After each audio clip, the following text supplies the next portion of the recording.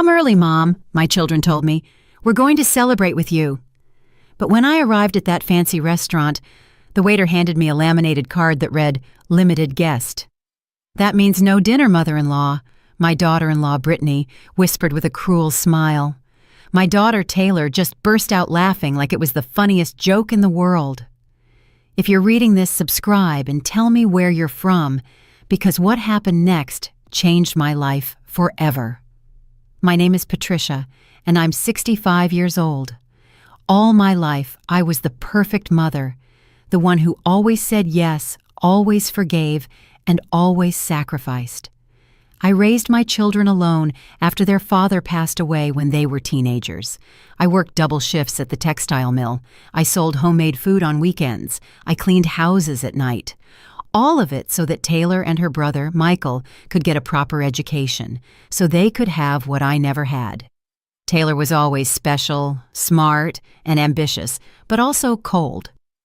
From a young age, she had this way of looking at me as if I were an obstacle on her path to something better. When she married Michael, I thought perhaps motherhood would soften her, but Michael was even worse than she was. An arrogant man who worked in finance and always spoke to me like I was some ignorant countrywoman. "Mom," Taylor would say every time she visited, "you don't understand how the modern world works. Just let Michael handle your paperwork. He knows about these things." Michael would nod with that condescending smirk I hated so much. "Mrs. Collins, you've done enough. Now rest and let us take care of everything." But I wasn't the helpless old lady they thought I was. Through all those years of sacrifice, I learned something my children never knew: the value of silence and patience. While they thought all I knew how to do was sew and cook, I invested every extra dollar I made. I bought small properties in neighborhoods I knew would grow. I saved money in accounts they didn't know about. I built a nest egg in secret because there was something in the way they looked at me that told me I would need it one day. Taylor had a daughter, Sarah, my 8-year-old granddaughter, who was the only one who treated me with true love. When I visited, Sarah would run to hug me and whisper, "Grandma, Mommy says mean things about you when you're not here." Those words broke my heart, but they also prepared me for what was to come. The invitation arrived on a Tuesday. Taylor called me with a voice that was strangely sweet. "Mom, we want to invite you to dinner tomorrow. Something special. Come early. We're going to celebrate with you." Michael yelled from the background, "Yeah, Mrs. Collins, we're finally going to celebrate the right way." It gave me hope to think that maybe, after all these years, my children finally appreciated me. I put on my prettiest green dress, the one I had saved for special occasions. I did my hair and put on a little perfume. I walked to that restaurant with a heart full of hope, thinking maybe they were planning something beautiful for my upcoming birthday, or perhaps they wanted to apologize for all those years of indifference. When I arrived, the restaurant was one of those elegant places I had never been to before. Sparkling chandeliers, white tablecloths, soft music. I felt proud that my children had chosen such a nice place to celebrate with me. I looked around and saw them at a large table, laughing and chatting animatedly. I approached with a smile, but something was off. The waiter intercepted me before I reached the table. "Excuse me, ma'am," he said with an awkward smile. "You are the special guest?" I said yes, that I was Taylor's mother. Then he handed me that laminated card that said, "Limited guest." "What does this mean?" I asked, confused. The waiter glanced at my children's table and then whispered, "It means you can sit down, but you can't order food. Just water, ma'am." I felt like I had been slapped. I looked at the table and saw Taylor laughing, covering her mouth with her hand, while Michael recorded everything with his phone. I walked to the table with that humiliating card hanging from my neck. Brittany looked at me with eyes sparkling with malice and whispered loudly enough for Michael to hear, "That means no food, mother-in-law. I hope you ate before you came."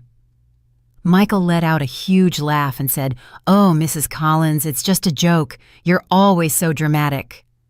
But it wasn't a joke. I saw in their eyes that they were enjoying every second of my humiliation. I sat down in that chair, feeling like a beggar in the middle of royalty. Brittany and Michael continued their dinner as if nothing had happened, cutting into their steaks while I had only a glass of water in front of me. The aroma of the food tortured me, but what hurt the most was seeing how much they enjoyed my suffering. "Mom," Brittany said, delicately wiping her mouth with a napkin, "you're probably wondering why we brought you here."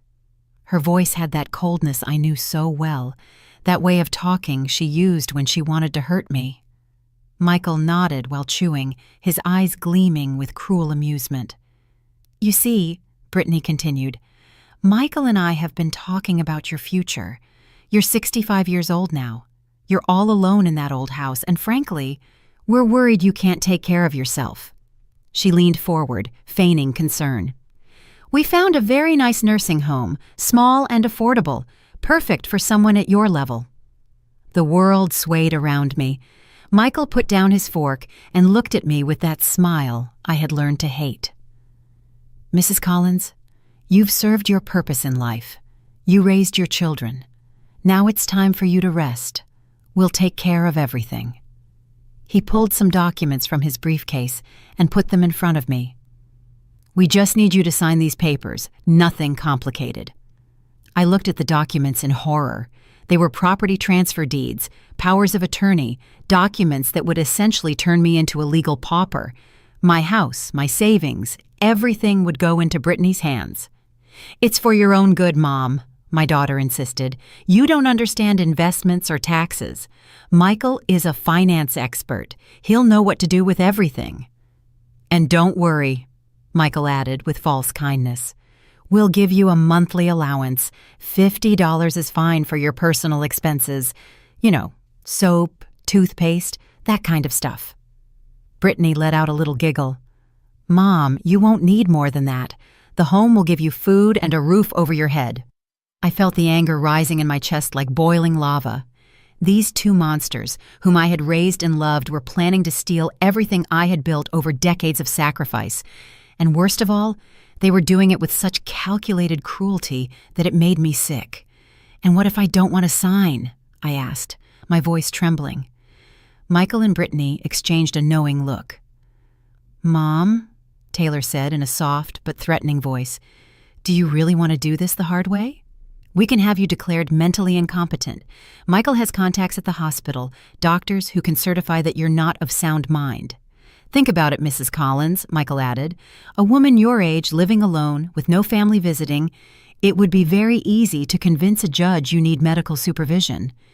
He leaned back in his chair, savoring every word. "Or you can sign now, voluntarily, and we'll make sure you have a peaceful old age." The waiter discreetly approached and placed the bill on the table. Michael looked at it and smiled maliciously. "Oh, what a shame, Mrs. Collins. It seems we brought just enough money for our meal. You can pay for your water." He pointed mockingly at my empty glass. "That's $5.50. Brittany pretended to look for her wallet. "Oh, Mom, I don't have any change either. What are we going to do?" They both looked at me, waiting for my complete humiliation. They wanted to see me beg, pleading for them to help me with that measly $5.50. But something changed in that moment. Maybe it was the way Michael savored every word of his threat, or the way Brittany smiled when she mentioned the nursing home. Maybe it was the memory of all the nights I stayed up sewing to pay for their college, or all the times I ate beans so they could eat meat. I took out my phone, a simple model they always criticized. "What are you doing, Mom?" Brittany asked, curious. "Are you going to call someone to loan you $5? Michael let out a huge laugh. "Who is she going to call? She has no friends, she has no family, she only has us." I typed a text message, my fingers trembling, not with fear, but with a cold fury I had never felt before. "Cancel everything immediately." I sent the message and put my phone away. Brittany and Michael looked at me strangely, but continued laughing with each other, planning how they would spend my money. "You know what, Mom?" Brittany said, leaning dangerously close to my face. "Maybe it's better you know the whole truth. Michael and I have already been spending part of your inheritance. We bought a new car, we renovated the house, we went on a European vacation. We figured since you're going to die soon anyway." She shrugged as if she were talking about the weather. Michael nodded proudly. "We have the accounts calculated, Mrs. Collins. Your little old house is worth about $200,000. You have about $50,000 in the bank. We can pay our debts with that and have a little extra to invest." He leaned forward. "You've been very useful without knowing it." "And Sarah," Brittany added cruelly. "We've told her that Grandma is sick in the head, that she says crazy things, and that it's better she doesn't visit you anymore. The poor girl doesn't even ask about you now." Those words were like daggers straight to my heart. I looked at my watch. 40 minutes had passed since I sent that text message. Michael was still talking about his plans for my money when his phone started ringing. He looked at the screen and frowned. "It's the bank," he murmured. "Why would the bank call me on a Wednesday night?" He answered the call with confidence. "Yes, this is Michael." His expression gradually changed from confidence to confusion, then to horror. "What do you mean it's frozen? What does that mean?" His voice got louder. "That's impossible. I have authorization to use that account." Brittany looked at him with growing panic. Michael hung up and immediately dialed another number. "It's the mortgage bank," he explained nervously. His second call was even worse. "Canceled, but we just refinanced. Who has the authority to—" His voice cracked. Michael's phone kept ringing. Every call brought worse news. His credit card had been canceled, his checking account was frozen, and the loan they had used to buy the new car had been immediately revoked. Brittany looked at him with panicked eyes as he desperately tried to understand what was happening. "This has to be a system error," Michael yelled, attracting the stares of the other diners. "I'm going to sue the bank." But even as he spoke, his voice sounded less convincing. The arrogant man who had threatened me minutes before was now sweating and trembling like a scared child. Brittany grabbed her purse and pulled out her credit card. "I'll pay for dinner," she said, trying to sound calm. But when the waiter swiped the card, the machine made that terrible sound we all know. "Transaction denied." Brittany went pale. "It must be a technical issue. Try again." The waiter, visibly uncomfortable, tried 3 more times. Nothing. Brittany pulled out another card, then another. All of them were denied. Michael tried with his, but the result was the same. They were standing there in that elegant restaurant, unable to pay a $200 bill. "Mom," Brittany said, her voice broken, "you know something about this." For the first time in years, she was talking to me with respect, with fear. I looked her directly in the eyes and smiled. It was a small smile, but enough for her to understand that this was no coincidence. "Me?" I asked with feigned innocence. "I'm just an ignorant old lady who doesn't understand modern finance. Remember?" Michael looked at me with a mix of fury and terror. "What did you do, you witch?" he yelled at me. "What did you do?" The waiter nervously approached. "Excuse me, but I need you to settle the bill." Brittany and Michael looked at each other, desperate. They had no cash. All their cards were canceled, and I was still sitting there calmly with my limited guest card. I took out my old worn wallet, the same one they had always looked at with pity. I put exactly $5.50 on the table. "Here is the payment for my water," I said serenely. "As for your bill, well, as you said, you're finance experts. I'm sure you'll find a solution." I got up to leave, but Brittany grabbed my arm. "You can't just leave us here." Her eyes were full of panicked tears. "We're your family," Michael nodded desperately. "Mrs. Collins, please, we can talk. We can fix this." I looked at both of them, these 2 people who had planned to steal everything from me and lock me away in a nursing home. "Family?" I asked softly. "The family that was going to give me $50 a month for toothpaste?" I slipped my hand out of Brittany's grasp and walked toward the exit. "Mom, wait!" Brittany yelled, running after me. "We can explain everything. It was just a joke." But I was already out of the restaurant. The last image I had was of the waiter talking on the phone, probably calling the manager to deal with an unpaid $200 bill. I walked 3 blocks until I reached a small, family-owned coffee shop.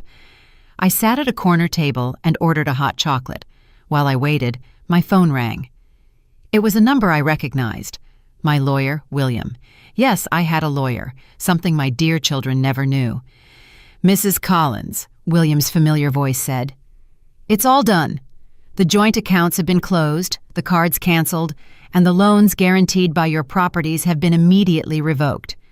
Since you were the principal guarantor, you had the legal right to withdraw your backing at any time." I smiled as I took a sip of my chocolate. "And what about Brittany and Michael's house?" I asked. "Technically, it was yours, Mrs. Collins. You put down the down payment and signed as a co-owner. By withdrawing your share, they lost the ability to maintain the mortgage. The bank has already initiated foreclosure proceedings." William had been my lawyer for 15 years. I hired him when I started investing my first savings. He was a discreet, intelligent man who understood that a woman like me needed legal protection without drawing attention. All these years, he had managed my investments, my properties, my secret bank accounts. "Do you want to proceed with the next step?" William asked. There was a plan, one we had designed years ago, just in case my family ever tried to take advantage of me. I never thought I would have to use it, but that night at the restaurant showed me I had been preparing for the right thing. "Not yet," I told him. "First, I want them to suffer a little. I want them to feel what it's like to be helpless." William laughed softly. "You're more intelligent than they ever imagined, Mrs. Collins." When I hung up, I thought about all those years of pretending to be the submissive, ignorant mother. While they thought all I knew was how to sew and cook, I had built a small but solid empire. 3 rental properties in downtown Charlotte, an investment account that had grown steadily for 2 decades, and legal connections that protected me from exactly what had just happened. My phone rang again. It was Brittany calling from the restaurant's phone. "Mom," her voice sounded broken. "Please help us. We can't pay the bill. They're going to call the police." In the background, I could hear Michael arguing with someone, his voice hysterical and desperate. "Brittany," I said calmly, "do you remember what you told me an hour ago? That I had already served my purpose in life and that it was time for me to rest?" There was silence on the other end. "Well, that's exactly what I'm going to do. Rest." "But we're your family," she yelled. "You can't just abandon us like this." Her hypocrisy was almost comical. "Abandon you?" I asked. "Just like you were going to abandon me in that nursing home with $50 a month?" I hung up and turned off my phone. That night, I slept better than I had in years. For the first time in decades, I didn't worry about what my children thought of me. I didn't try to please them. I didn't pretend to be less intelligent than I was. I had taken off a mask I had worn for so long that I had almost forgotten who I really was. The next morning, William called me early. "Mrs. Collins, I have some interesting news." His voice had that contained excitement he used when he had discovered something important. "Last night, after what happened at the restaurant, I decided to look a little deeper into your son-in-law Michael's finances." "What did you find?" I asked, though something told me I wasn't going to like the answer. "Mrs. Collins," William continued, his voice low, "Michael isn't the finance expert he pretends to be. In fact, he's involved in something much more serious." My heart started beating faster. I found some very suspicious bank transfers, money going in and out of accounts in offshore tax havens, transactions that don't match his declared income. I sat on the edge of my bed, trying to process the information. "What kind of transactions?" I asked. William sighed. "Money laundering, Mrs. Collins. Michael has been using his job at the bank to launder money for criminal organizations, and worst of all, Brittany knows about it." I felt like I had been punched in the stomach. My own daughter, the child I had raised with so much love, was involved in criminal activities. "How do you know?" I managed to ask, my voice trembling. "Brittany is listed as a beneficiary on several of the shell accounts. She receives regular payments for consulting, but there are no records of any actual work. She's receiving dirty money, Mrs. Collins. That's why they needed your inheritance so desperately." It wasn't just greed, it was survival. The pieces began to fit together in my mind like a macabre puzzle. The new house, the luxury car, the European vacation Brittany had mentioned so casually. Everything had been bought with laundered money, and now they had debts with dangerous people who didn't accept excuses. "There's more," William continued. "Michael owes about $200,000 to an organization that doesn't forgive. He was planning to use your inheritance to pay off that debt and disappear from the country. Brittany and he already had plane tickets for tomorrow night to the Cayman Islands." "They were going to run?" I asked, incredulous. "And what was going to happen to me?" William paused, a long and painful silence. "Mrs. Collins, according to the documents I found, you were going to have an accident after you signed the papers. A slip in the bathroom, a fall down the stairs, something that would seem natural for a woman your age." The room started spinning. My own children had planned not only to rob me, but to murder me. The nursing home had been a cruel lie. They never had any intention of keeping me alive once they got my money. "Do you have proof of all this?" I asked, surprised by how firm my voice sounded, despite the emotional storm I felt inside. "I have everything, Mrs. Collins. Bank records, emails between Michael and his criminal contacts, text messages between him and Brittany, planning how to handle your situation. I even have recordings." "Recordings?" My heart stopped. Michael is careless with his phone. He leaves voice recordings on without realizing it. I have a full conversation between him and Brittany from 3 days ago, planning exactly how they were going to trick you tonight and what to do afterward. William sent the files to my phone. With trembling hands, I listened to the recordings. Michael's voice was clear and cold. "Once the old woman signs the papers, we have to act fast. A domestic accident, something simple. Brittany, you can't be at the house when it happens. You need a solid alibi." My daughter's voice responded with a coldness that chilled my blood. "And Sarah? My daughter will ask about her grandma." Michael laughed. "We'll tell her grandma went on a long trip. Kids forget quickly. In a year, Sarah won't even remember she had a grandma." I had to pause the recording because I was shaking so much I couldn't hold the phone. These monsters had planned to completely erase me from existence, not just kill me, but make my own granddaughter forget I had ever existed. "Mrs. Collins," William said softly when I had recovered enough to answer his call. "Is there anything else you need to know? The men Michael owes money to won't wait long. According to my sources, they're already looking for him. Last night, when his accounts were frozen, Michael lost his only chance to pay." "What does that mean?" I asked, though a part of me already knew. "It means they are in mortal danger, Mrs. Collins. Those people don't forgive $200,000 debts if they can't pay within the next 48 hours. He didn't finish the sentence, but he didn't need to. Michael and Brittany were trapped between their own greed and the consequences of their crimes. They had dug their own grave while trying to dig mine. "What do you recommend we do?" I asked. William reflected for a moment. "We have 2 options. We can turn all the evidence over to the authorities right now. The FBI, the local police, the IRS. With what we have, Michael and Brittany would go to prison for decades. And the second option? We wait. We let the situation play out naturally. Michael must be desperate by now.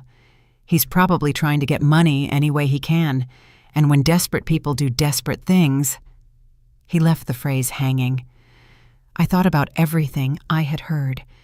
My children had not only planned to rob and kill me, but they had lived for years on blood money. They had corrupted everything I had built with honest work. "William," I said finally, "I want you to do something for me." "Anything you need, Mrs. Collins. I want you to contact that criminal organization." There was silence on the other end. "Pardon? Did I hear you correctly?" "I want you to let them know exactly where they can find Michael and Brittany." "Mrs. Collins," William said, his voice concerned. That could result in..." "Exactly what they planned for me," I interrupted him. "The difference is that they brought it on themselves. I was innocent." William sighed deeply. "I understand your anger, Mrs. Collins, but are you sure you want to get your hands dirty like that?" His question made me pause. Did I really want to become the same kind of monster they were? "No," I said after a moment. "You're right, but there's something else we can do." What do you have in mind? We're going to mess with them a little first. We're going to make them feel exactly what it's like to be completely helpless.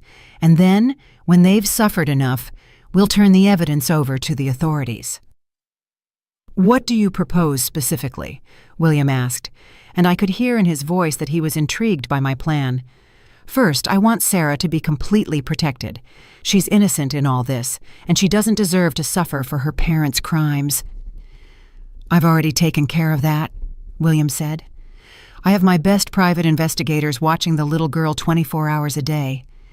If anything happens to her, we'll know immediately. I felt relieved.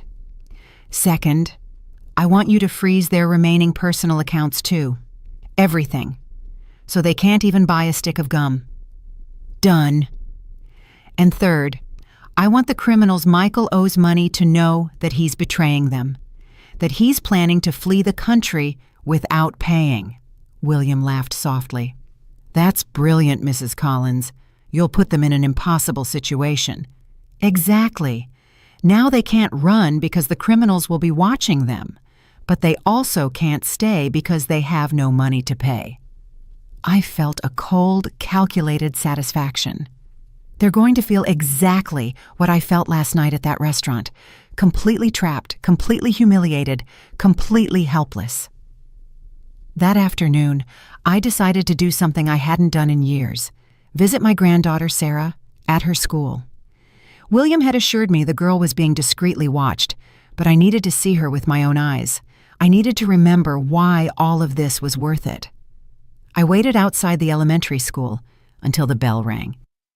The children came running out as always, and there she was, my little 8-year-old Sarah, with her pink backpack and messy pigtails. When she saw me, her face lit up in a way that broke my heart. "Grandma Patricia!" she yelled, running toward me. "Mommy said you were sick and couldn't visit me." I hugged her tightly, breathing in the scent of her hair that always smelled like strawberry shampoo. "I'm fine, my love. How's my princess?" Sarah looked at me with those big, innocent eyes that reminded me of Brittany when she was little, before greed and wickedness corrupted her heart. "Grandma, Mommy and Daddy have been really weird. Last night they came home really late and were yelling a lot. Mommy was crying." My heart sped up. "What were they saying, my love?" Sarah shrugged. "Something about money and about you. Daddy said bad words I can't repeat, and Mommy kept saying it was all your fault." Of course it was my fault. It was my fault for being blind for so long, for allowing these parasites to feed on my kindness. It was my fault for raising a daughter who could so coldly plan my death. "Sarah," I said, kneeling to be at her height, "would you like to stay with Grandma for a few days? We could bake cookies, watch movies, play at the park." Her eyes filled with excitement. "Yes, but I have to ask Mommy." "Don't you worry about that, my love. Grandma already spoke to Mommy."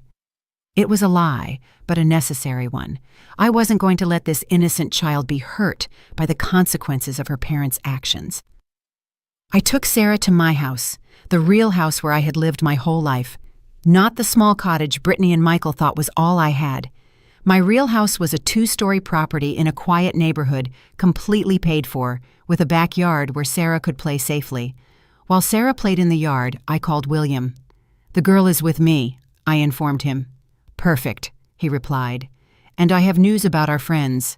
Michael didn't go to work today. According to my contacts at the bank, he called in sick, but the truth is, he's afraid to leave his house." "Why?" I asked, though I suspected the answer. "Because the men he owes money to have been asking for him at his office, asking very aggressively. His boss is considering suspending him for bringing personal problems to work." I smiled as I watched Sarah swinging happily. Everything was going exactly as we had planned. And Brittany? Brittany is completely hysterical.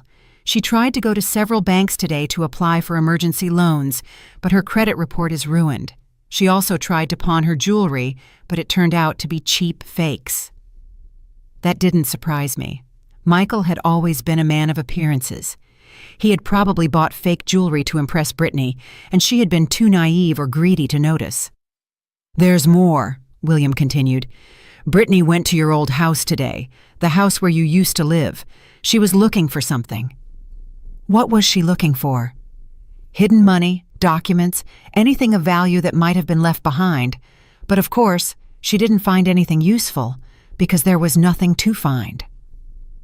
I had been very careful all these years to keep my true assets completely separate from the life my children knew. They thought I was a poor widow living on a small pension. "William, have you contacted our friends from the underworld yet?" I asked carefully, knowing there could be people listening. "Yes, Mrs. Collins. I let them know that Michael is planning to disappear without fulfilling his obligations. I also gave them his current address and his daily routine." "How did they react?" "As expected. They weren't happy. They said Michael has until tomorrow at noon to produce the full amount of money or face the consequences. They also said that any attempt to flee would be considered a declaration of war." Perfect. Michael and Brittany were now trapped in a cage of their own making. They couldn't flee because they were being watched. They couldn't pay because they didn't have access to funds, and they couldn't seek help because no one else knew about their criminal activities. My phone rang. It was Brittany. I decided to answer this time, curious to hear her level of desperation. "Mom?" Her voice sounded hoarse, as if she had been crying for hours. "Do you have Sarah? Please, tell me you have Sarah." "Sarah is perfectly safe," I answered coldly. "She's where she should have been all along, with someone who truly loves her." "Mom, please, we need to talk. This has gotten out of control." Her voice cracked. "Michael says dangerous people are looking for us." "Dangerous people?" I asked, feigning surprise. "What are you talking about, Brittany?" "You know what I'm talking about. Somehow you found out about Michael's business." Her mask of innocence had finally fallen. "Ah," I said softly. "You mean the money laundering business? The $200,000 Michael owes to criminals, the plans you had to steal my inheritance and then kill me?" The silence on the other end was deafening. "How? How do you know that?" Brittany whispered. "I'm an ignorant old lady who doesn't understand modern finance, remember?" I answered sarcastically. "But it turns out I do understand a few things, like the recordings where you planned my death." Brittany started sobbing. "Mom, please, it was just Michael. He forced me. I never wanted to hurt you." Lies. I had the recordings where she actively participated in the planning, where she laughed at the idea that Sarah would forget me after my death. "Brittany," I said with a calm that surprised even me, "you and Michael had your chance last night at the restaurant. You had the chance to treat me with dignity, with respect, with love. Instead, you chose to humiliate and threaten me." "Can we fix this?" she cried desperately. "Can we go to the police? We can confess everything. Michael can give the money back." "With what money, Brittany? My money that you were planning to steal?" "Mom, those people are going to kill us. If we don't have the money by noon tomorrow, Michael says they're going to—" She didn't finish the sentence, but she didn't need to. "They're going to do exactly what you planned to do to me," I finished for her. "Please," she begged. "I know you have money hidden. We always knew you had more than you said. Just lend us $200,000. We promise we'll pay you back." Her desperation was music to my ears. "You promise?" I laughed. "Just like you promised a family dinner and instead gave me a limited guest card?" "That was different." "Different how? Because this time, you're the ones who need help." I heard Michael yelling something in the background. His voice sounded hysterical, terrified. "Brittany," I continued, "let me ask you something. If our positions were reversed, if I were begging you for help, what would you do?" There was a long pause. We both knew the answer. "Exactly," I said. "You would do exactly what you did last night. You would laugh at my suffering and tell me I had already served my purpose in life. Mom, please, at least think about Sarah. She's going to be an orphan." That was the last straw. Sarah is already being cared for by someone who truly loves her, someone who doesn't plan to use her innocence as a shield for criminal activities. I hung up and turned off the phone. Outside, Sarah was still playing happily, completely oblivious to the drama unfolding. That child deserved better than criminal parents who used her as a tool for manipulation. William called me an hour later. "Mrs. Collins, there's movement. Michael just left his house with a suitcase. My men are following him. Do you think he's trying to run?" "It's possible. Or maybe he's desperately trying to find money. Either way, our other friends are also following him. Michael has no idea he's being tracked by multiple groups." "Perfect. Let him make a mistake. Let him do something desperate that will completely seal his fate. And if he tries to hurt someone innocent in his desperation, that's why Sarah is with me and why you have people watching him. Michael is a coward. When cowards get desperate, they usually only hurt themselves." That night, as Sarah slept peacefully in the guest room, my phone wouldn't stop ringing. Calls from unknown numbers, desperate text messages, even an attempted video call. All from Brittany and Michael, each one more hysterical, each one more terrified. I decided to answer one of the calls to hear how far their desperation had gone. It was Michael, and his voice sounded completely broken. "Mrs. Collins, please listen to me. I know we did terrible things, but you don't understand the situation we're in." "I'm listening, Michael," I said coldly. "But make it quick. I have more important things to do." Those people I owe money to, they're not normal people. They're part of an organization that controls the entire drug trade in the region. If I don't pay them by tomorrow— "Yes, I know," I interrupted him. "They're going to kill you, just like you and Brittany planned to kill me." "That was different," he yelled. "You're old. You've lived your life. We're young. We have a future." His audacity left me speechless.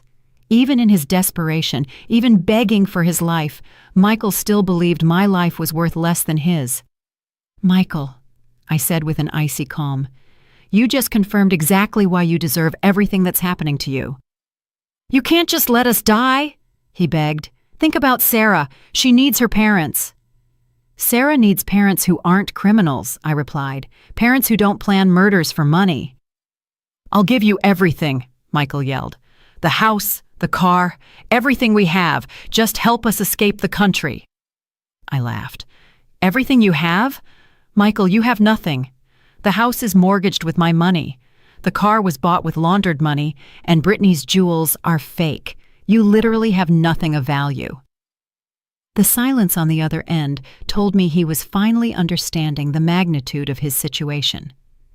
"Besides," I continued, "do you really think I'm going to help two people who recorded conversations planning my death? Who described exactly how they were going to make it look like an accident? You listened to those recordings?" His voice completely broke. "Every word, Michael. Every detail of how you were going to kill me and make Sarah forget about me. Every plan about how you would spend my money after my funeral." Michael started crying, an adult man sobbing like a child. "Please," he whimpered, "tell us what we have to do. Anything. We'll get on our knees. We'll kiss your feet. We'll be your slaves." "Michael," I said softly, "there's something you and Brittany never understood. Respect can't be bought with desperate pleas. Love can't be regained with empty promises. And trust, once broken the way you broke it, can't be repaired." "Then what do you want from us?" he yelled. "Do you want to see us die? Do you want Sarah to be an orphan?" "What I want," I said slowly, "is for you to feel exactly what I felt last night in that restaurant. Helpless, humiliated, betrayed by the people you trusted the most." I hung up and turned off the phone, but my peace didn't last long. 20 minutes later, I heard noises outside my house. I looked out the window and saw Brittany's car parked on the street. She and Michael were standing in front of my door, arguing in low voices. I immediately called William. "They're here," I whispered to him, "at my house."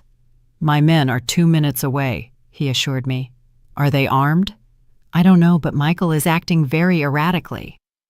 The doorbell rang, then again. Then they started pounding on the door. "Mom," Brittany yelled, "we know you're in there. We saw the lights. We need to talk to you." Her voice had a hysterical edge that made me nervous. Michael joined in the yelling. "Mrs. Collins, we just want to get Sarah back. Give us back our daughter." It was a lie. If they really cared about Sarah, they wouldn't have exposed her to their criminal world in the first place. The pounding got louder. "Open the door," Michael yelled. "We know you have money. We know you've been lying to us for years." His voice was getting more aggressive, more desperate. I silently went upstairs to check that Sarah was still asleep. Thank goodness the girl was a heavy sleeper, and the yelling hadn't woken her. I went back downstairs and cautiously approached the window to see what they were doing. Michael was pacing back and forth like a caged animal, talking on the phone with someone. His body language was that of a man on the verge of a mental breakdown. Brittany was sitting on the steps, crying and pulling at her hair. My phone vibrated with a text message from William. "My men are in position, but there's a problem. The others have also arrived. There are 3 cars with armed men parked on the surrounding streets. They're waiting." My blood ran cold. The criminals Michael owed money to had found my address. They probably followed Michael and Brittany here. My house, the safe haven I had built for Sarah and me, was now surrounded by dangerous people. Another message from William. "Don't go outside. Don't turn on any more lights. I'm going to call the police." But I knew the police might take too long, and in his desperation, Michael could do something stupid that would put Sarah in danger. Outside, Michael had finished his phone call and was now yelling louder. "Patricia, I know you're listening to me. Those people are here. They're waiting. If you don't give me the money now, they're going to come in and they're going to hurt Sarah." It was an empty threat. Michael had no control over those criminals, but I also knew that desperate men are unpredictable, and the presence of armed criminals near my house where my granddaughter was sleeping was unacceptable. I made a decision. I dialed the direct emergency number William had given me for extreme situations. "Code red," I said simply. "Understood," William replied. "In 3 minutes." Code red was our plan for extreme emergencies. William had contacts in federal law enforcement, people who could respond faster and with more force than the local police. It also meant we were going to show all our cards at once. Brittany was now pounding on the door with both fists. "Mom, please, just give us the money and we'll leave. I promise we'll never bother you again." Her promises were worthless. I had listened to the recordings where she planned my death. Michael approached the living room window and tried to look inside. When he saw me watching him, his eyes filled with a desperate madness. "There she is," he yelled to Brittany. "The crazy old woman is in there. She's laughing at us." I wasn't laughing. I was calculating. I was planning. I was protecting my granddaughter from the monsters her parents had turned out to be. Michael started searching the yard for something. He found a large stone and went to the window. "If you don't come out, I'm going to break this window," he yelled. "I'm going to go in and get that money myself." That was too far. I took out my phone and yelled loud enough for him to hear me. "Michael, if you break that window, I'm calling the police right now." "Call whoever you want," he responded, his voice broken. "Those people are going to kill me anyway. At least I'll get the money first." He raised the stone, and in that moment, I heard the most beautiful sound in the world. Sirens, multiple sirens, approaching quickly. Michael froze with the stone in the air. Brittany lifted her head, her eyes full of terror. But the sirens weren't just from the police. I also heard the distinctive sound of federal vehicles, the same ones I had heard in movies. William had kept his promise. The cavalry was coming. The criminals who had been waiting in the streets apparently heard the sirens too, because I saw car lights speeding away in all directions. Michael and Brittany were now completely alone, surrounded, with no possible escape. Michael dropped the stone and started running toward his car. But before he could get there, 3 police cars and 2 federal cars surrounded my property. Armed men got out quickly, with vests that read FBI and DEA. Brittany collapsed on the steps, sobbing. Michael raised his hands, finally understanding that his nightmare had ended, not the way he expected, but it had definitely ended. The federal agents moved with military precision. Michael was immediately handcuffed while yelling about his rights and how it was all a misunderstanding. Brittany tried to run toward the house, probably to get to Sarah, but she was stopped before she could go up the first step. "Mom!" Brittany yelled as they cuffed her. "Tell them this is a mistake. Tell them we're your family." But I remained silent behind my window, watching as justice finally caught up with these two people who had planned my death. An FBI agent approached my door. He was a serious-looking older man who identified himself as Agent Williams. "Mrs. Collins, I'm with the FBI. Your lawyer contacted us with evidence of criminal activities. Are you all right?" I opened the door slowly. "I'm fine, Agent Williams. My granddaughter is sleeping upstairs. Could we speak in a lower voice?" He nodded respectfully. "Of course, ma'am. We understand there's a minor in the house. Is she the suspect's daughter?" "Yes," I replied. "Sarah is 8 years old. She's completely innocent in all this." Agent Williams took notes. "Don't worry, ma'am. We have special protocols for minors. The girl will be completely protected throughout the process." Outside, Michael was still yelling, "This is harassment! That crazy old woman is setting us up!" His words only confirmed what the agents already knew about his character. Brittany, on the other hand, had gone into complete shock. She was sitting in the back seat of the police car, staring blankly ahead. "Mrs. Collins," Agent Williams continued, "your lawyer gave us substantial evidence of money laundering, murder planning, and conspiracy. Can you confirm that this evidence is authentic?" "Every word," I answered firmly. "I have the original recordings, the bank documents, everything." The agent nodded. "We're going to need your full testimony, but that can wait until tomorrow. For now, we want to secure the scene and protect the minor." He looked up to where Sarah was still sleeping. "Does the girl know anything about her parents' activities?" "Nothing," I assured him. "Sarah is a normal child who only knows her parents have been acting weird lately. She has no idea about the money, the crimes, or the plans they had. Perfect. That will make things easier for her." William arrived 20 minutes later, accompanied by a social worker specializing in minors. The woman was kind and professional, exactly the type of person Sarah would need when she woke up and discovered her parents had been arrested. "Mrs. Collins," William told me privately, "this is going to be big, very big. Michael wasn't just a small-time money launderer. He was part of an international network. The FBI has been investigating this organization for 3 years." "What does that mean?" I asked. "It means Michael and Brittany are going to face very serious federal charges. Money laundering, conspiracy, murder planning. We're talking about 20 to 30 years in prison, minimum." I looked outside, where Michael was still being interrogated next to the police car. His arrogance had completely vanished. He was now just a scared man who finally understood the consequences of his actions. "And Brittany?" I asked. "Brittany is in a particularly bad situation," William replied, "because in addition to being an accomplice in the money laundering, we have clear evidence that she actively participated in planning your murder. That's first-degree attempted murder." The social worker approached us. "Mrs. Collins, we need to talk about Sarah's temporary care. Would you be willing to be her temporary guardian while we resolve her parents' legal situation?" "Of course," I replied without hesitation. "Sarah is my granddaughter. This is where she should be." "Excellent. We'll do the paperwork tomorrow. But for tonight, Sarah can stay with you." Around 2 in the morning, they finally took Michael and Brittany away. Before they left, Brittany managed to yell one last thing. "Mom, please take care of Sarah. Tell her we love her." It was too little, too late. Michael, on the other hand, yelled something completely different at me.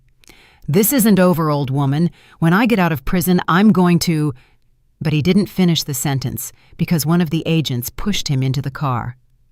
After everyone was gone, I sat in my living room with a cup of tea trying to process everything that had happened.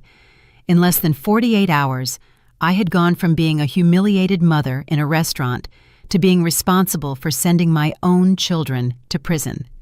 Did I feel a little guilty? No. Did I regret it? Not at all. They had made their own decisions. They had chosen greed over love, crime over honesty, betrayal over loyalty, and they had planned to kill me for money. William called me early in the morning. Mrs. Collins, there are important developments. Michael is trying to make a deal with the FBI. He's offering information on the entire criminal network in exchange for a reduced sentence. And Brittany? Brittany is asking for a lawyer, but she's also... He paused. She's also trying to blame you. Blame me for what? She says you forced them to commit crimes by denying them access to your money, that it was all desperation caused by your cruelty. I laughed bitterly. Even arrested, handcuffed, facing decades in prison, Brittany was still trying to manipulate the situation and blame others for her own decisions. William, I said to him, I want you to do one more thing for me. Whatever you need, Mrs. Collins. I want to set up a trust fund for Sarah. All my money, all my properties, everything goes to her. But she can't access any of it until she's 25 years old, and only if she proves she's a responsible and ethical person. And if Michael and Brittany get out of prison? When they get out of prison, I corrected him, they're going to find they have nothing. No house, no money, no access to Sarah. They're going to have to start their lives from scratch, exactly like they wanted me to. It's poetic justice, William admitted. But are you sure you want to completely disinherit Brittany? She's your daughter, after all. Brittany stopped being my daughter when she planned my murder, I replied firmly. Sarah is my family now. She is my future. When Sarah finally woke up, around 9 in the morning, she came downstairs in her pajamas, yawning and rubbing her eyes. Good morning, Grandma, she said, with that innocent smile that melted my heart. Where are Mommy and Daddy? I knelt to be at her height. I had practiced this moment in my mind, but it was still difficult. My love, Mommy and Daddy had to go away for a while. They're going to be working in a place where they can't have visitors. Like when Daddy goes on business trips? Sarah asked. Something like that, my love. But it's going to be a very long trip. In the meantime, you're going to stay with Grandma. Is that all right with you? Her eyes lit up. Forever? Forever, I confirmed. Sarah hugged me tightly. That's good. I always wanted to live with you, Grandma. I feel safe here. Her words confirmed that I had made the right decision. This child had been living in a toxic environment without even knowing it. That afternoon, while Sarah was playing in the backyard, I received an unexpected call. It was Agent Williams. Mrs. Collins, I have important news. The information your lawyer provided us has resulted in the arrest of 12 more people in 3 different states. 12 people? Michael was part of something much bigger than we thought. His money laundering operation was connected to drug trafficking, human trafficking, and international bank fraud. I sat down heavily. And all this was happening while they were coming to dinner at my house on Sundays? Apparently so. Michael had been using Brittany as a liaison with other criminals. She knew more people than she admitted. The agent paused. Mrs. Collins, you didn't just save yourself from being murdered. You helped take down a major criminal network. 3 weeks after the arrest, I was called to testify before a federal grand jury. It was the first time I had ever been in a courthouse, and I must admit I was nervous. But when I saw Michael and Brittany in their orange prison jumpsuits, all my anxiety transformed into a cold determination. Michael had lost a lot of weight. His hair was disheveled and he had deep circles under his eyes. The arrogance that had defined his personality had been replaced by the look of a cornered animal. Brittany looked even worse. She had been crying so much that her eyes were permanently swollen and red. The federal prosecutor, a man named Daniels, guided me through my testimony. Mrs. Collins, can you tell us what happened on the night of March 17th at the restaurant? I took a deep breath and began to tell my story. I described the humiliation of the limited guest card, the threats to have me committed to a nursing home, the documents they wanted me to sign. I talked about the recordings where they planned my murder, about the laundered money they had been spending, about how they had alienated Sarah from me. When I got to the part where Michael yelled, "That crazy old woman is setting us up," several members of the jury exchanged looks of disgust. Michael looked smaller and smaller in his chair. Mrs. Collins, the prosecutor continued, at any point during these threats, did you fear for your life? Absolutely, I replied. When I heard the recordings where they described exactly how they were going to make my death look like an accident, I realized I wasn't dealing with my family. I was dealing with potential murderers. Michael's defense attorney, a nervous man who clearly knew he had a lost cause, tried to discredit my testimony. "Mrs. Collins, isn't it true that you deliberately misled your family about your true financial situation?" "Yes," I answered honestly. "I kept my finances private. And isn't it true that this privacy led your family to mistakenly believe that you needed help?" "No," I answered firmly. "My privacy did not lead them to plan my murder. Their greed led them to plan my murder." The lawyer tried another tactic. "Isn't it possible that the conversations you recorded were taken out of context, that they were just fantasies with no real intention?" I leaned slightly forward in my seat. "Mr. Lawyer, do you consider planning how to make a person's death look like an accident a normal fantasy?" The jury chuckled discreetly. The defense attorney turned red and asked no more questions. When it was Brittany's turn, her lawyer tried to present her as a victim of Michael. "My client was manipulated by an older and more sophisticated man," she argued. "She never would have participated in these activities on her own accord." But the prosecutor had a devastating surprise prepared. "Your Honor, I would like to play recording number 7. It was a conversation between Brittany and Michael that I hadn't heard before. In it, Brittany not only participated in the planning of my death, but suggested specific methods. "We could just push her down the stairs," Brittany's voice said clearly. "Or maybe something with medication. At her age, no one would suspect a thing."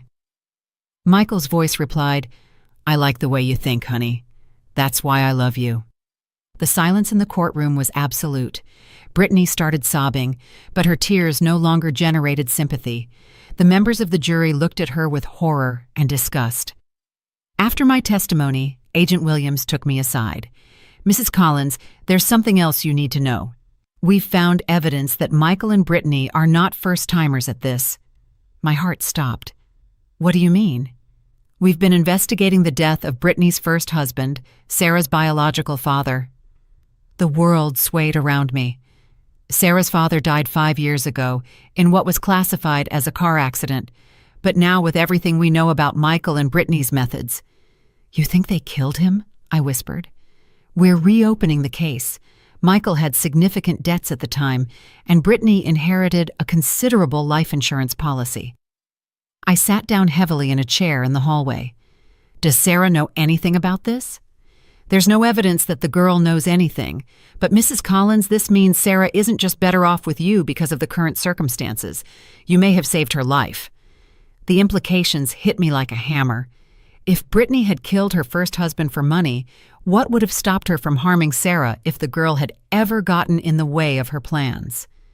That night, as Sarah did her homework at the kitchen table, I watched her with new eyes. This child had not only lost her criminal parents, she had escaped from murderers who lived in her own house. "Grandma," Sarah said, looking up from her math, "do you think Mommy and Daddy are coming back soon?" It was a question she asked me at least once a week. Each time it was harder to answer. "My love," I said, sitting down next to her, "are you happy here with me?" Sarah smiled, a huge, happy smile. "Yes, there's no yelling, no fighting, and there's always good food. Plus, you always have time for me." Her words broke my heart and filled me with fury at the same time. This child had been living in an environment of violence and neglect and considered it normal until she experienced something different. 2 days later, William called me with the final news. "Mrs. Collins, they both pleaded guilty." "Both?" "Michael accepted a deal. 30 years with no chance of parole for 20 years. Brittany received 25 years, also with no parole for 20 years. I did the math in my head. Michael would be almost 70 years old when he got out of prison. Brittany would be 55. Sarah would be a 28-year-old adult woman with her own life established. Essentially, my children had disappeared from our lives forever. "Did they ask to see you?" I asked. "Michael asked for a meeting. He wants to apologize and explain his actions. I laughed bitterly. And Brittany? Brittany blames everyone but herself. She says prison is very hard, that the food is terrible, that the other inmates bother her. I'm not interested in seeing them, I said firmly. They both had multiple opportunities to change course. They chose the path that led them here. And if Sarah wants to see them when she's older, that will be Sarah's decision, when she's old enough to fully understand who her parents are and what they did. The investigation also revealed that Michael had been stealing money from the bank where he worked. The total of his financial crimes exceeded $1 million. Brittany had been receiving dirty money for 3 years. Money she used to buy designer clothes, fake jewelry, and luxury vacations. All while they treated me like a burden, like a useless old woman who didn't understand the modern world. The most satisfying moment came when the bank foreclosed on all the assets Michael and Brittany had bought with stolen or laundered money. The house, the car, the jewelry, everything was confiscated. They were left with absolutely nothing, exactly as they had planned to do to me. The final irony was that the money they recovered from their bank accounts and seized assets wasn't even enough to pay their legal debts. Michael and Brittany would not only go to prison for decades, but would come out completely broke. 6 months after the trial, Sarah and I had established a beautiful routine. Every morning, we had breakfast together while she told me about her dreams from the night before. Every afternoon after school, we did homework together and then cooked dinner. On weekends, we explored the city, visited museums, and went to the park. For the first time in decades, I felt truly alive. Sarah's transformation had been extraordinary. The shy, nervous girl I had rescued from a toxic home had become a confident little person, full of curiosity and joy. Her grades had improved dramatically. She had made new friends, and at night she slept peacefully, without nightmares. "Grandma," she said one morning while eating her cereal, "do you think I'm a bad person because I don't miss Mommy and Daddy very much?" The question broke my heart. "My love, you're not bad. You're a smart child who knows how to recognize when you're in a safe and loving place." "It's just that I feel different here," Sarah continued, "like I can be myself without being afraid of doing something wrong." Her words confirmed what I had suspected. Sarah had been walking on eggshells in her own home, trying not to bother parents who were too busy with their crimes to love her properly. That afternoon, I received an unexpected call. It was the director of a local charity foundation. "Mrs. Collins, we've heard about your story. We were wondering if you would be interested in collaborating with us on a special project." "What kind of project?" I asked, curious. "We want to create a program for older adults who have been victims of family or financial abuse, a place where they can receive legal advice, emotional support, and help rebuilding their lives." The idea excited me immediately.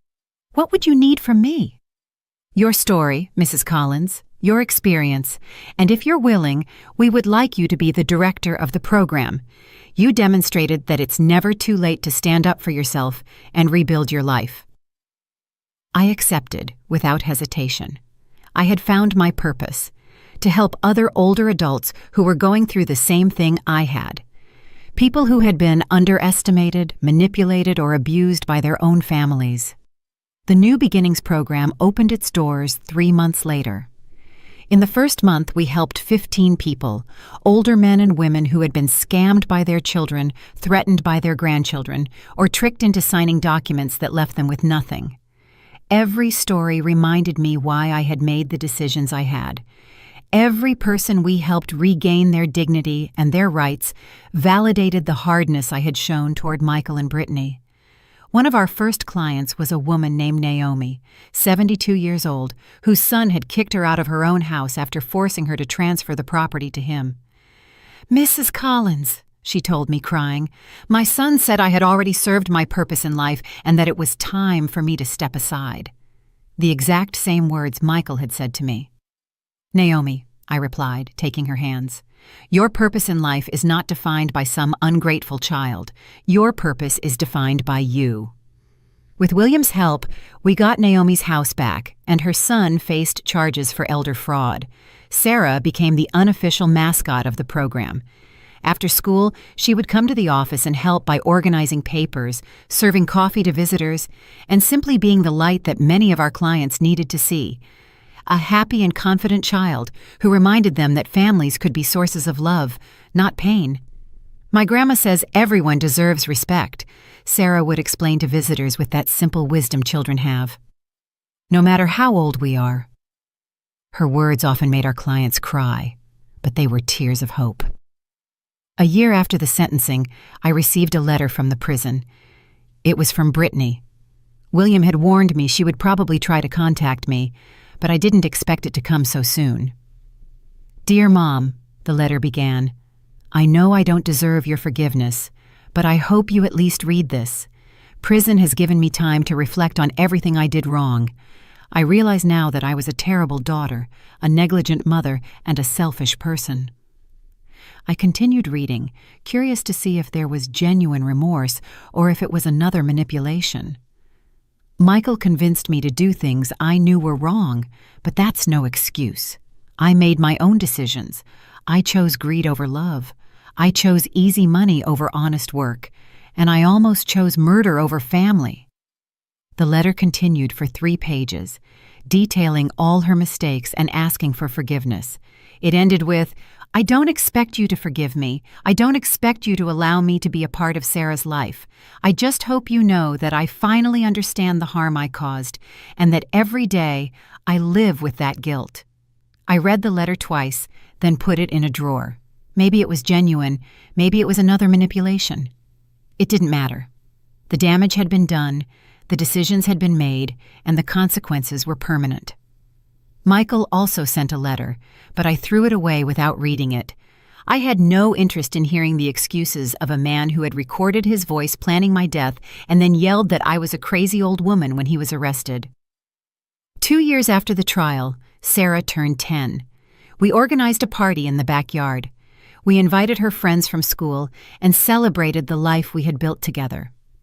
As I watched Sarah laugh and play with her friends, I thought about everything we had gained by losing Michael and Brittany: peace, security, genuine love, mutual respect, a relationship based on honesty instead of manipulation. "Grandma," Sarah said that night as I tucked her in, "do you think Mommy and Daddy are okay where they are?" It was a question I knew would eventually come. "I think they're learning, my love. Learning that decisions have consequences." "And do you think I'll ever want to see them?" "I don't know, Sarah. When you're older, you can decide if you want to know the whole story and if you want to try to have a relationship with them. But always remember that you deserve to be loved and respected no matter what." "I know," Sarah said, hugging me. "You taught me that." In my 5th year of directing New Beginnings, we had helped more than 200 older people regain their rights, their properties, and their dignity. The program had expanded to 3 cities and had inspired similar programs in other states. A journalist from the local newspaper wanted to write an article about my story. During the interview, he asked me, "Mrs. Collins, do you regret being so hard on your children?" "No," I answered without hesitation. "I regret not being harder sooner. If I had set clear boundaries from the beginning, maybe they never would have gone so far down their criminal path." What would you say to other older adults who are being mistreated by their families? That their age doesn't make them any less valuable.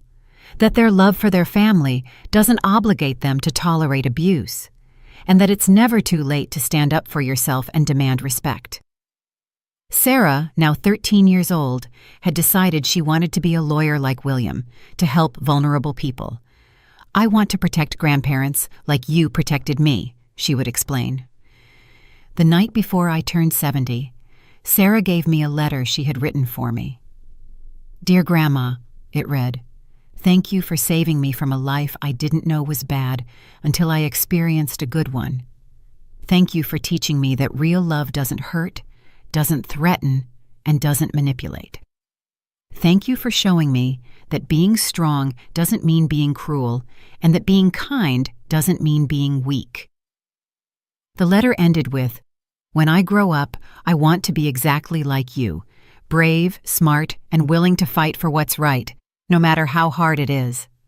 That night, As I reflected on everything that had happened, I realized that the most perfect revenge wasn't sending Michael and Brittany to prison. The most perfect revenge was building a life so full of love, purpose, and joy that their absence was a blessing instead of a loss. And you, who have listened to my story to the end, tell me, have you ever experienced an injustice like this? Have you had to make difficult decisions to protect those you love? Tell me in the comments. Your story might inspire someone else to find the strength to stand up for themselves, because in the end, the most important lesson I learned is this: never allow anyone, not even your own family, to treat you as if you are less than you are. Your value does not diminish with age. Your wisdom does not become obsolete. And your right to respect and dignity is unbreakable. Sometimes the most loving act you can do is to say, "No more," and stand your ground no matter the consequences. 5 years after that terrible day at the restaurant, I find myself sitting in my office at New Beginnings, reviewing the month's cases. At 75 years old, my energy is still the same, but now I have a motivation I never had before. Every day I can help someone who is going through the same thing I did. Sarah, now 18 years old, is about to graduate from high school with honors. She was accepted into a state university with a full scholarship to study law. Her admission essay was titled, "The Woman Who Taught Me That True Love Protects," and when I read it, I cried with pride for an hour. This morning, I received a call I wasn't expecting. It was the warden of the state prison, where Brittany is serving her sentence. "Mrs. Collins, your daughter has been requesting a visit for the last 6 months. She has completed multiple rehabilitation programs, and the prison psychologist says she has shown genuine remorse." After 5 years of complete silence, the idea of seeing Brittany filled me with conflicting emotions. "What programs did she complete?" I asked. "Therapy for manipulators, a class on family violence, personal responsibility programs, and she's working as a tutor for other illiterate inmates." Maybe it was real this time. Maybe 5 years in prison had really changed the woman who once planned my death. "Let me think about it," I told the warden. "I'll give you an answer next week." That afternoon, while Sarah and I were preparing dinner together, I told her about the call. Sarah, now a mature and thoughtful young woman, listened in silence. "What do you feel about it, Grandma?" she asked me. "Curiosity," I admitted. 5 years is a long time. People can change, but I also know that some people just learn to manipulate better. Sarah nodded thoughtfully. "What if we went together? Not to reconcile, but to close that chapter for good." The idea surprised me. "You want to see your mother?" "I want to see what she's become. I want to ask her why she thought it was okay to plan to kill my grandma, and I want her to know who I am now, the person I became without her influence." A week later, Sarah and I drove to the state prison. It was a gray, depressing building surrounded by barbed wire and guard towers. As we waited in the visitors' room, I watched the other families. Some seemed hopeful, others just resigned. When they brought Brittany in, I barely recognized her. She had lost a lot of weight. Her hair was completely gray, and she wore glasses. But what impacted me most was her expression. She no longer had the arrogance that had defined her personality. She looked humble. "Mom," she said with a broken voice when she sat across from us. "Sarah." Her eyes filled with tears when she saw her daughter. "Look how beautiful you've become." Sarah watched her with a kind of scientific curiosity, as if she were studying a rare specimen.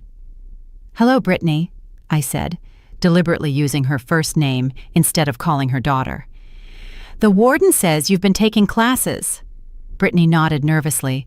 "Yes, classes on what I did to you, on why I was so blind for so long." "Tell us what you learned," Sarah said with a maturity that filled me with pride. Brittany took a deep breath. "I learned that the victims of my greed weren't just you. I was a victim of my own need to have more, to impress others, to live a life I couldn't honestly afford. And Michael, do you still blame him?" I asked. "Michael was my accomplice, not my leader," Brittany admitted. "I made my own decisions. I chose money over family. I participated in planning your Your murder." The word came out as a whisper. Sarah leaned forward. "What did you feel when you were planning to hurt my grandma?" It was a direct and brutal question. Brittany covered her face with her hands.